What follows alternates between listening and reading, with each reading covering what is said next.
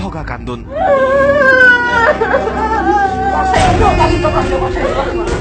16 দিনীয়া সন্তানক হাততে হেৰুৱাৰ বেদনা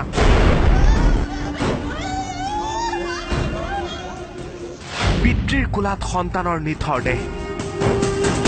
দুদিনৰ অন্তত কুৱাত উদ্ধাৰ বান্দৰে লৈ যোৱা শিশুৰ নিথৰ দেহ উৰিষ্যাৰ কটক জিলাৰ তালাবস্তা অঞ্চলৰ ঘটনা এয়া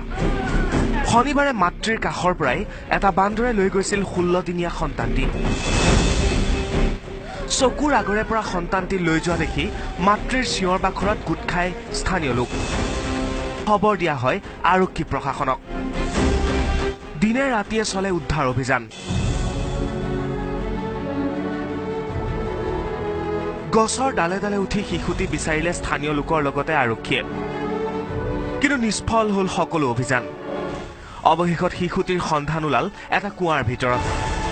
স্থানীয় লোকে প্ৰত্যক্ষ কৰি উদ্ধাৰ কৰে শিশুটিৰ নিথৰ দেহ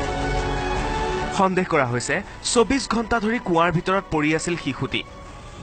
দেহত আঘাতৰ চিন থকা শিশুটিৰ নিথৰ দেহ মৰণোত্তৰ পৰীক্ষাৰ বাবে প্ৰেৰণ কৰা হয় বাঙ্কি থানা অন্তৰ্গত তালাবস্তা অঞ্চলৰ পাটଣା সাহিৰ যে 15 দিনৰ শিশুপুত্রক মাকড় नहीं जाइथिला बोली काली अभियोग होइथिला ताकू फरेस्ट डिपार्टमेंट पुलिस डिपार्टमेंट और स्थानीय जनसाधारण मध्य खोजाखोजी करथिले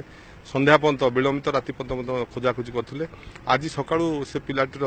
जो शिशुटीर मृतदेह गोटे कूर मिलला पर आम ताकू गोटे अपमृत्यु मोकदमा रुजु करछु पोस्टमार्टम पई मध्य बांकी हॉस्पिटल को पठा जाइछि অঞ্চলটোত বান্দৰৰ উপদ্ৰৱ দীৰ্ঘদিনীয়া বান্দৰেৰে মিত্ৰালিও আছে অঞ্চলটোৰ লোকৰ বান্দৰে নিয়া শিশুটিয়ে অসাৱধান অৱস্থাত কুৱাত পৰিছিল নে কুৱাত পেলাই দিছিল সেয়া হয়তো ৰহস্য হৈ থাকিব কিন্তু বান্দৰে নিয়া 16 দিনীয়া শিশুটিৰ মৃতদেহ উদ্ধাৰে শোকস্তব্ধ কৰি তুলিছে কটকৰ তালাবস্তা অঞ্চল ব্যুৰো ৰিপৰ্ট নিউজ 18 অসম নথিষ্ট